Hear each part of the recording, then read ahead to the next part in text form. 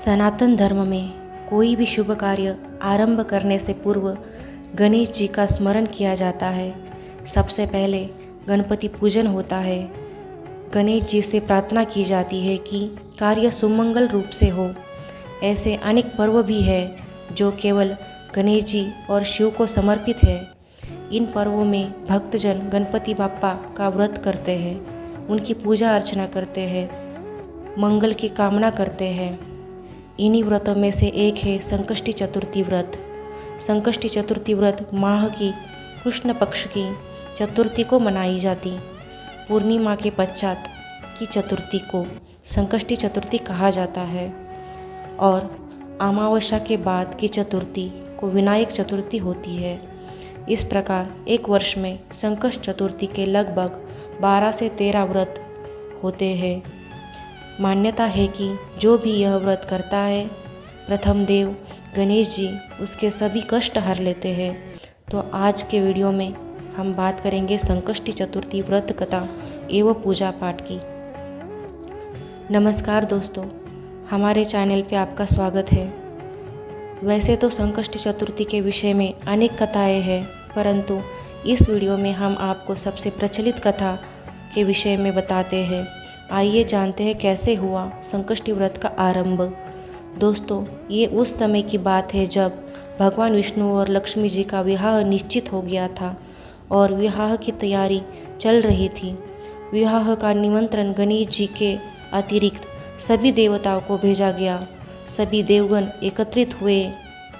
बारात के प्रस्थान के समय जब गणेश जी नहीं दिखे, तब सभी देवताओं ने आपस में बात की, गणपति जी नहीं दिख रहे हैं, उन्हें आमंत्रित नहीं किया गया।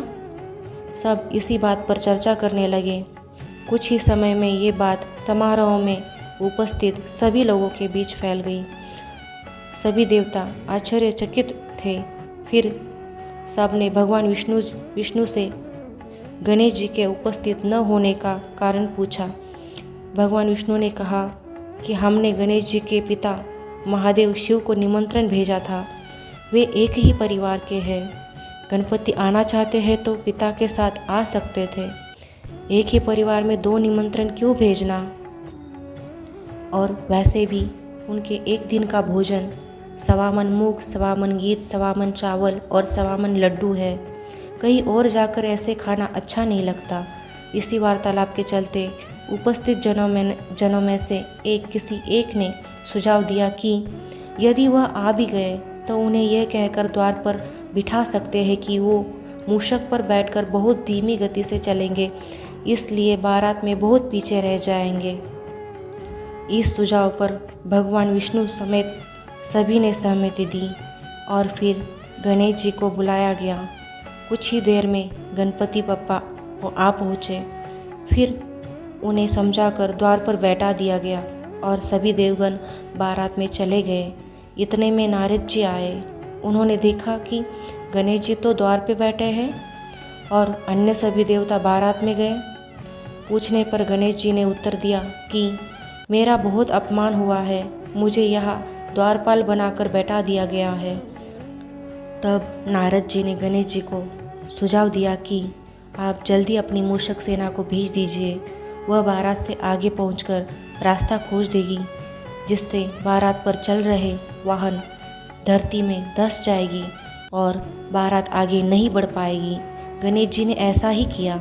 उधर बारात में चल रहे वाहनों के पहले धरती में धंसने लगे। पहियों को निकालना का बहुत प्रयास किया, परंतु सभी प्रयास असफल रहे। साथ ही पहिया टूटने भी लगे। किसी को समझ नहीं आ रहा था कि क्या किया जाए।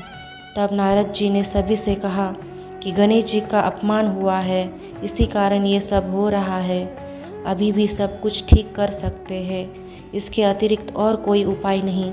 यदि मंगल में ढंग से सभी कार्य संपन्न करने हैं तो उन्हें मनाकर यहाँ बुलाना चाहिए। तब भगवान शंकर ने नंदी को गणपति को बुलाने भेज दिया। जब नंदी गणेश जी को लेकर आए तब उनका सम्मानपूर्वक पूजन किया गया। इसके पश्चात वाहनों के पहिए धरती में से निकल आए। परंतु अब एक और समस्या थी कि जो पहले टूट गए पहियों वे कैसे ठीक होंगे। वहाँ पास ही खेत में एक मजदूर काम कर रहा था। उसे बुलाकर पूछा गया कि क्या वह ये सुधार सकता है। उसने कहा वो ये भी काम कर सकता है। तब उसने गणेश जी का नाम लेकर अपना कार्य आरंभ किया। पहिया ठीक करने के पश्चात उसने सबसे कहा, आप सब ने सर्वप्रथम गणेश जी का पूजन नहीं किया होगा, इसी कारण ये समस्या आई। इस जगत में तो सभी गणपति जी का नाम लेकर कार्य आरंभ करते हैं, तो आप तो फिर भी देवता है, आप उन्हें कैसे भूल गए।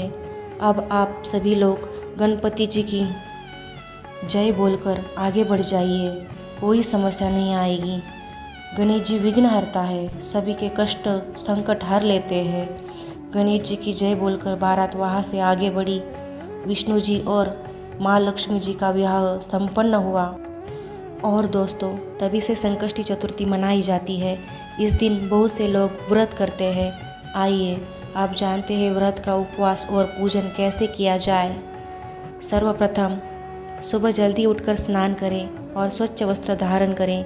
गणेश जी की प्रतिमा को स्नान कराएं और यदि आपके पास प्रतिमा नहीं है, चित्र है, तो स्वच्छ वस्त्र से पोंछ लें। अब गणपति जी की प्रतिमा को फूलों से सजा के पूजा में गुड़, पुष्प और तांबे का कलश में जल, धूप, चंदन, प्रसाद के लिए नारियल आदि गणेश जी को तिलक लगाकर मिष्टान्न और फल एवं पुष्प अर्पित करें। संध्या में यदि संभव हो तो फिर से स्नान करके संकष्टी व्रत कथा पाठ करें। पाठ करके गणपति जी से प्रार्थना करें कि आप कोई भी कार्य आरंभ करने से पहले उन्हें अवश्य स्मरण करें और आपकी सभी विघ्नों को हर ले। इसके पश्चात गणेश जी की आरती करें, सभी को प्रसाद बांटें और स्वयं ग्रहण करें। इसी प्रकार आपकी संकष्टी व्रत पूरा होगा। तो चलिए दोस्तों, हम लेते हैं विदा। और आपको अगर हमारी कहानी पसंद आई तो चैनल को सब्सक्राइब और वीडियो को लाइक करके कमेंट में गणपति बाप्पा मोरया लिख दीजिए।